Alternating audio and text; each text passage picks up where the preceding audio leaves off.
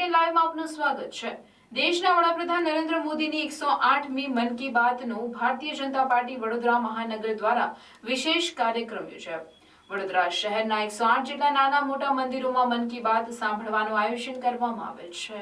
Bharatiya Janata party Vadodara મહાનગર દ્વારા શહેરના 108 જેટલા નાના મોટા મંદિરોમાં મન કી બાત સાંભળવાનું આયોજન કરવામાં આવેલ છે। ત્યારે વોર્ડ નંબર 11 ખાતે વડોદરાના ધરમપુરી હરિનગર સ્વામિનારાયણ મંદિર ખાતે શહેર ભાજપ પ્રમુખ ડોક્ટર વિજય શાહની અધ્યક્ષતામાં યોજાયેલ સ્વામિનારાયણ મંદિરના પ્રિયદર્શી સ્વામી ભાલચંદ્ર જોશી, ઋષિ જોશી, વોર્ડ નંબર 11ના કાઉન્સિલર, વોર્ડ પ્રમુખ, મહામંત્રી વિસ્તારના નાગરિકો સહિત નાગરિકો ઉપસ્થિત રહી 108મી એપિસોડ મન કી બાતનો કાર્યક્રમ નિહાળ્યો હતો। કાર્યક્રમ થયા બાદ 108 emergency services, ambulance, fire, police જેવી તમામ સર્વિસ 24 કલાક ગુજરાત સરકારના માધ્યમથી દરેક નાગરિકોને પૂરી પાડવામાં આવે છે। આ સેવામાં કાર્યરત તમામ મેડિકલ અને પેરામેડિકલ સ્ટાફનું પણ વિશેષ સન્માન મોમેન્ટો આપી કરવામાં આવ્યું।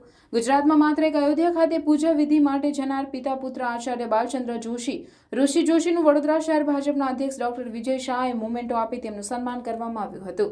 જે વ્યક્તિને 108 મણકા ધરાવતી મંત્ર જાપ માળા ભેટ આપવામાં 108 અંક આધ્યાત્મિક અને વૈજ્ઞાનિક રીતે માનવ જીવન પર અસર ધરાવતો અંક ભારત દેશના યશસ્વી વડાપ્રધાન નરેન્દ્રભાઈ મોદી એક વૈશ્વિક નેતા તરીકે સમગ્ર વિશ્વમાં ઉભરી આવ્યા છે, છતાં તેઓ પોતાના વિકાસ કાર્યોની સાથે સાથે આમ જનતા સાથે પણ સતત જોડાયેલા રહે છે।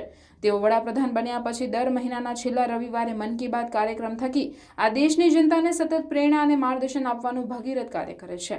આ વર્ષનો છેલ્લો દિવસ જે તે દિવસે મોદીજીની મન કી બાતનો 108મો એપિસોડ છે। 108 અંકનું સનાતન ધર્મ અને સંસ્કૃતિમાં વિશિષ્ટ મહત્વ છે। માન્ય નરેન્દ્રભાઈ મોદી સાહેબ જ્યારથી દેશના પ્રધાનમંત્રી બન્યા છે ત્યારથી મન કી બાતના માધ્યમથી લોકો સાથે જોડાવાનો પ્રયત્ન કરે છે। આજે 2023માં 31મી ડિસેમ્બરે એમનો 108મી મન કી બાતના કાર્યક્રમનું આયોજન થયું છે। સમગ્ર વડોદરા શહેરના 108 મંદિરોમાં કાર્યક્રમનું આયોજન કર્યું છે। 108 જગ્યા પર જે કાર્યક્રમોનું આયોજન કર્યું છે તેમાં જેટલા લોકો આ કાર્યક્રમમાં ભાગ લઈ રહ્યા છે એ બધા જ લોકો માટે 108 મણકાની માળા પણ આપવાનું કામ કર્યું છે। તો સમગ્ર દેશમાં 108ની શરૂઆત જેમણે કરી છે એવા ગુજરાત રાજ્યમાં આ 108ના જે કર્મચારીઓ છે કર્મચારીઓના બહુમાનનું પણ કાર્યક્રમનું આયોજન કર્યું છે। વડોદરા શહેર ગૌરવશાળી છે કે વડોદરા શહેરના આચાર્ય બાલચંદ્રજી અને એમના દીકરા ઋષિભાઈ એ 22મી જાન્યુઆરી 2024ના રામલલ્લાના જે કાર્યક્રમ છે કાર્યક્રમમાં વિશેષ રીતે ત્યાં આચાર્ય તરીકે ઉપસ્થિત રહેવાના છે।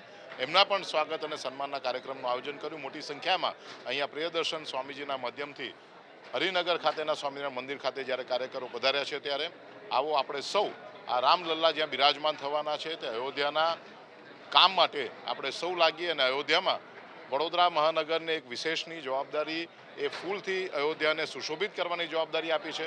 આજે જ વડોદરા શહેરમાં 108 ફૂટ લાંબી દિવાસળી માનનીય સાંસદ શ્રીમતી રંજનબેન ભટ્ટના માધ્યમથી એ અયોધ્યા મોકલવામાં આવી રહી છે।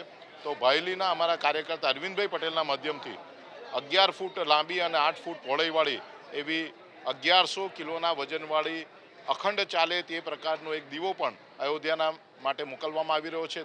દરેક નગરજન પોતપોતાની રીતે આ સુંદર મજાના કાર્યમાં સંમિલિત થઈ રહ્યા છે અને આ વિશેષ કાર્યક્રમમાં જે ઉપસ્થિત રહ્યા છે તે સૌનો ભારતીય જનતા પાર્ટી વડોદરા